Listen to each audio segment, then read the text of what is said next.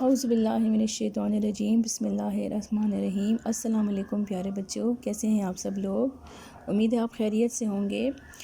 بچوں، جیسا کہ آپ جانتے ہیں کہ ہم آج کل جو سبق پڑھ رہے ہیں اس کا عنوان ہے مٹی۔ ہم نے پہلے یہ سبق پڑھا تھا، پھر اس کے کچھ مشقی سوالات کیے تھے۔ آج بھی ہم اس کی مشقی سوالات کریں گے، تو آپ سب میرے ساتھ صفحہ نمبر 81 پر آئیں۔ یہ دیکھیں، آج ہم اس سبق کا سوال نمبر 6، 7 اور 8 کریں گے، ٹھیک ہے؟ تو میں شروع کرتی ہوں۔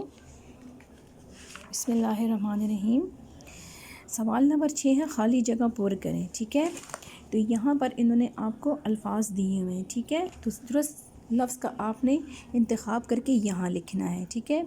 الف، یہ مٹی بہت ڈیش ہے، تو یہاں پہ قیمتی یا خراب کون سا آئے گا؟ قیمتی، ٹھیک ہے؟ یہ مٹی بہت قیمتی ہے۔ بے، پودے مٹی ہی سے اپنے لیے پانی اور ڈیش حاصل کرتے ہیں۔ غذا، غذا یا ہوا، تو غذا اس کا جواب ہے۔ جیم، اس مٹی میں کچھ سوکھے ڈیش کے حصے ہوتے ہیں، کچھ سوکھے پتوں کے حصے ہوتے ہیں، ٹھیک ہے؟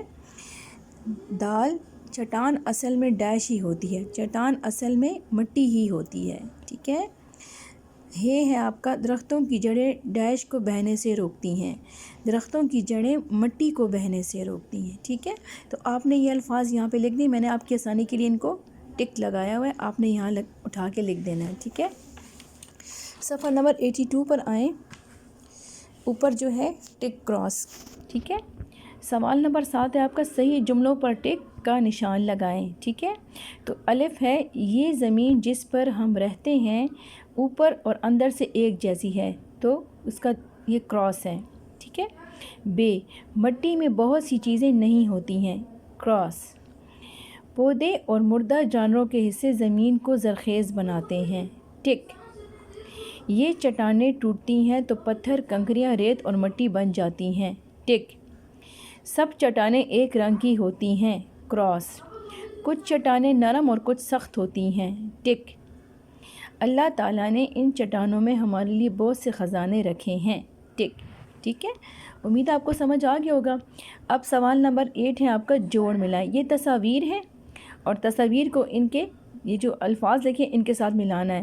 تو یہ ہے، کچھ سوکھے ہوئے پتے ہیں، مٹی ہے، مردہ جانوروں کے حصے ہیں، یہ کنکریاں ہیں، چھوٹی چھوٹی جو پتھر ہوتے ہیں ان کو کنکریاں بولتے ہیں، ریت، چٹان اور قیمتی پتھر یا ہیرا، ٹھیک ہے؟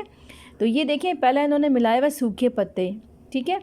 دوسرا ہے مٹی، یہ مٹی کی تصویر، تو یہ مٹی کے ساتھ میں نے ملا دیے۔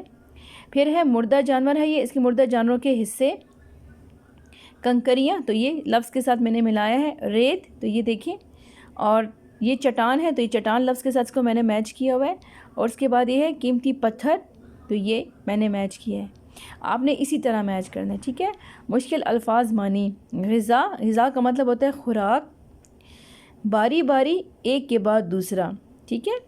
زرخیز، سرسبز، شاداب، کنکریاں، چھوٹے چھوٹے پتھر۔